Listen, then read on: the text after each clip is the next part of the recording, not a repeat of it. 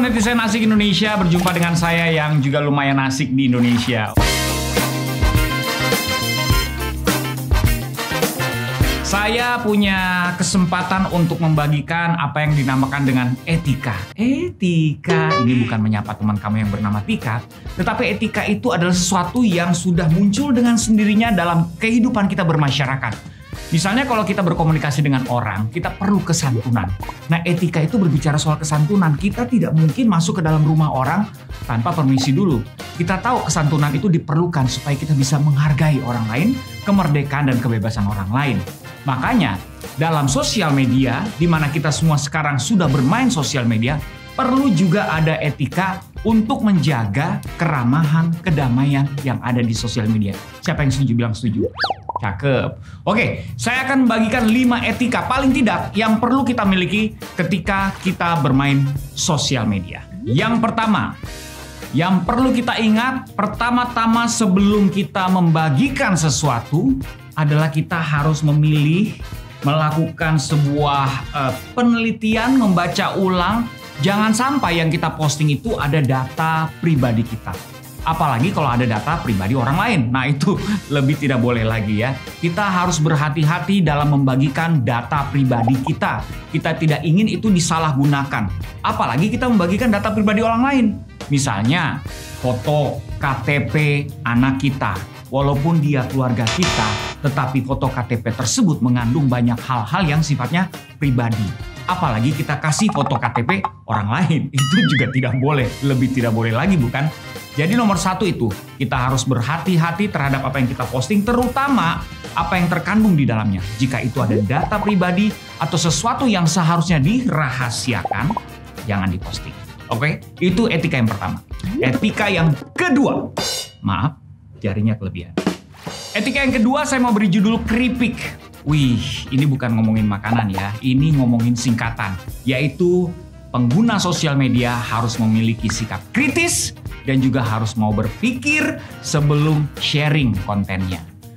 Kita hidup di mana di era banyak sekali berkembang berita-berita hoax, disinformasi, misinformasi. Kita tidak ingin turut menjadi penyebar, bukan?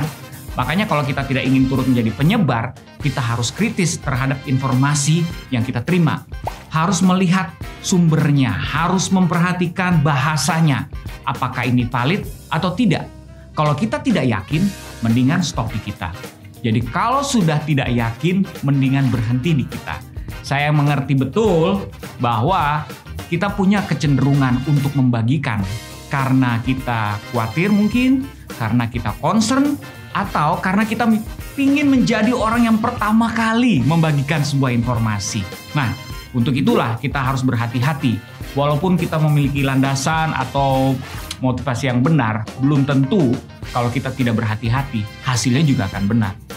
Ingat, keripik, kritis, dan pikir dulu. Etika yang ketiga adalah buat para pelaku sosial media yang suka sekali mengambil quotes atau sumber-sumber yang valid lainnya. Ini kalau tadi kan kita sebelumnya bicara soal sumber yang nggak valid, tuh kita ngecek dulu nih.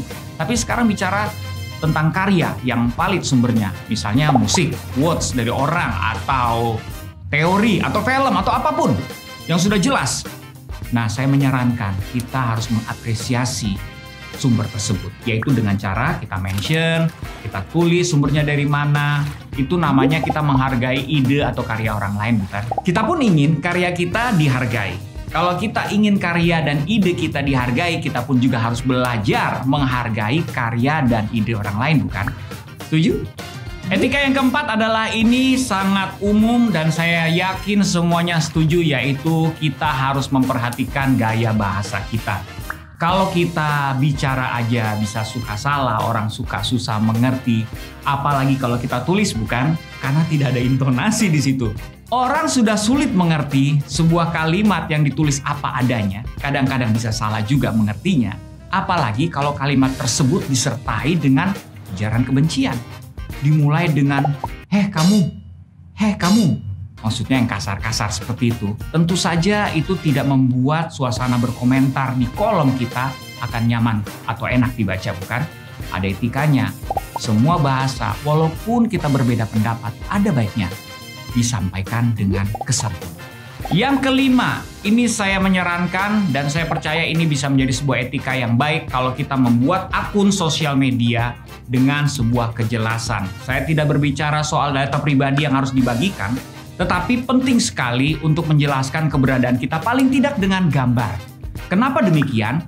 Karena sekarang banyak sekali akun-akun palsu, akun-akun anonymous. Wah, bahasanya sulit banget ya, yaitu yang tidak dikenal karena gambarnya bukan dirinya, tidak pernah posting sesuatu yang berhubungan dengan dirinya, atau bahkan tidak pernah posting sama sekali, tetapi ikut komen di mana-mana menyebarkan kebencian. Nah, itu harus kita waspadai. Kita tidak pengen menjadi akun yang seperti itu. Kita jaga sama-sama etika di sosial media. Itu dia kelima tips saya untuk etika di sosial media.